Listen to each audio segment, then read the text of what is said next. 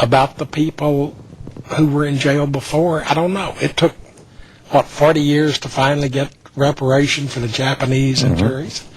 We've got to take another break. Time just keeps running away on us. Mitchell Lawrence, a 17-year-old from Great Barrington, Massachusetts. He won't be graduating from high school with his friends this spring. He can't. He's in jail, serving a 2-year sentence for selling 1 joint's worth of marijuana, about a teaspoonful, to an undercover cop. He's never been arrested before, but he got 2 years in prison for 1 joint's worth of pot. Not community service, not a fine. 2 years. A cost to taxpayers of nearly $100,000, and a criminal record for life. How could this happen in America when 100 million Americans have smoked marijuana? It takes 2 things, a bad law and a cruel prosecutor. Mitchell was busted in a drug-free school zone. But drug-free zone laws keep drugs out of our schools and protect our kids, right? Wrong. These laws do nothing to protect children. They just fill our prisons with young people like Mitchell Lawrence. 98% of people arrested in drug-free school zones weren't selling drugs to children. 95% of all sales aren't near any schools. And most of those arrested didn't even know they were in a so-called school zone, including Mitchell Lawrence. He didn't know that virtually the entire town of Great Barrington, like most American cities, is covered by giant drug-free zones. Mandatory prison for anyone arrested within 1,000 feet of a school. That's 3 football fields. It's a bad law that cruel prosecutors abuse, like fanatical District Attorney David Capeless. He decided to press school zone charges on Mitchell Lawrence, a felony for a $20 sale. What happened to Mitchell is happening to young Americans all around the country. The only thing unusual about Mitchell is the color of his skin. 97% of all people arrested in drug-free zones aren't white.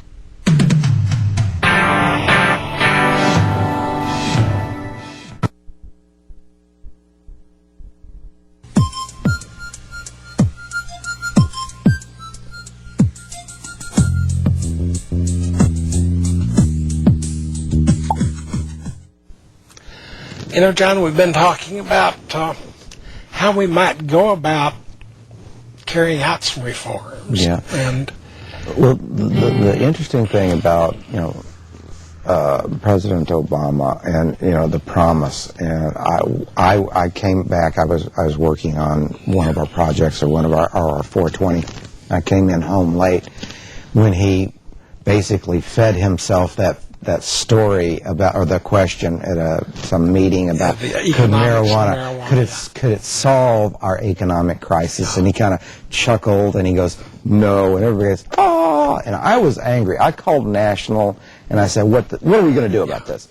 And I got very angry because, and probably not. I think President Obama is playing it very safe. I think he's not going to do anything. He's going to be very, very careful and cautious up until the midterms. I think he wants to pick off a couple of more senators and hopefully not lose too many representatives. And then I think he will go, I'm going to go to town. I think he's going to really try to make some serious changes.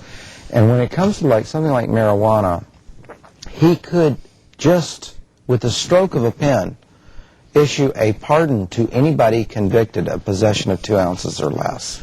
Yeah, and as I say, that might work. One thing you mentioned, though, we've got Arlen Specter switching his spots on us. Arlen has not been particularly on the side of the angels where drugs are concerned. No. But on procedural votes, it makes a big difference. And it looks like Al Franken's probably going to get his seat that's been contested. Right. With those 2 additional votes in the Democratic column procedurally in the Senate, Obama's probably got a little more room to make things work. Unfortunately, being Democrats, it's like herding cats. I mean, well, that's the way it's supposed to be, though. yeah, they're so varied. I mean, he really does. It's not like Britain where you vote as a bloc, and they would like literally, boot you out. If you look, it's that Republican lockstep. Yes, that led us into a lot of the problems we're in today. And frankly, as I've said several times, if you look at the way Obama's juggling the banks, the car industry, the war in Afghanistan, getting out of Iraq, even the swine flu, he's got a lot of chainsaws in the air before he ever gets to marijuana. And letting stoners have a joint is just like so low on his priorities, and believably, I can see that. I can understand. I mean, another phone call. Hello, caller. You're on the air.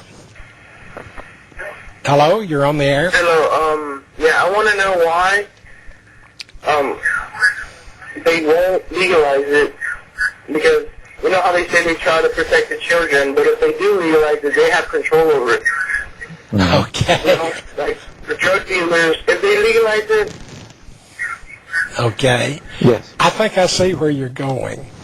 And for 35 years now, the government has been conducting 2 large studies every year. The household study of drug use and the monitoring the future through the University of Michigan, is it? Sounds right. On drug use. And consistently through this full 30 years, teenagers have said that marijuana is easy for them to obtain, and they say it's easier for them to get than tobacco or alcohol either.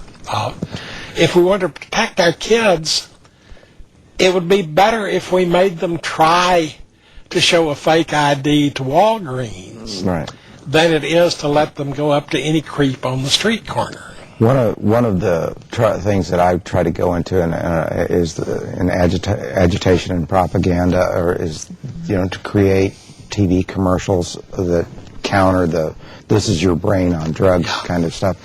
And one of the things I've always wanted to do is to get a couple of mature males, get a barroom scene, and they're sitting there bemoaning the fact that approximately 1 million teenagers, kids aged 13 to 19, which includes some adults, but there are 1 million teenagers not doing drugs, but selling drugs, and they're bemoaning these studies.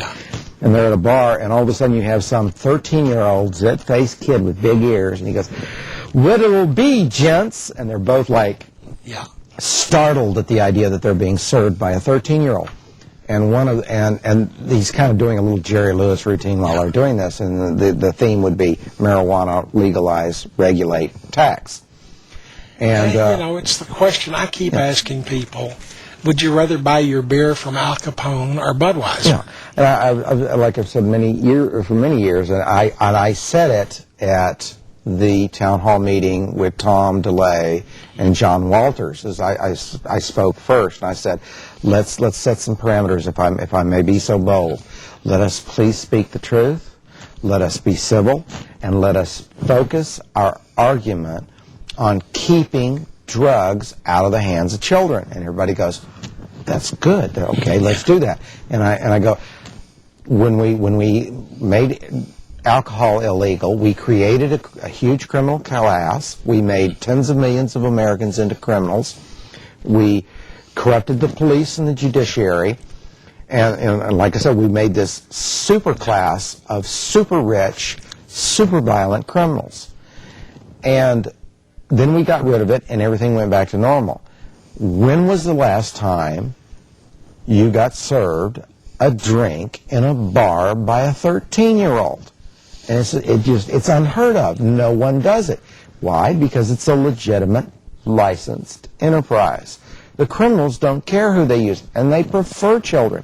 They use 1 million children out there as couriers, lookouts, and low-level dealers. Because they don't get sent to prison. Because it's the prison system, the juvenile justice system is so much more lenient.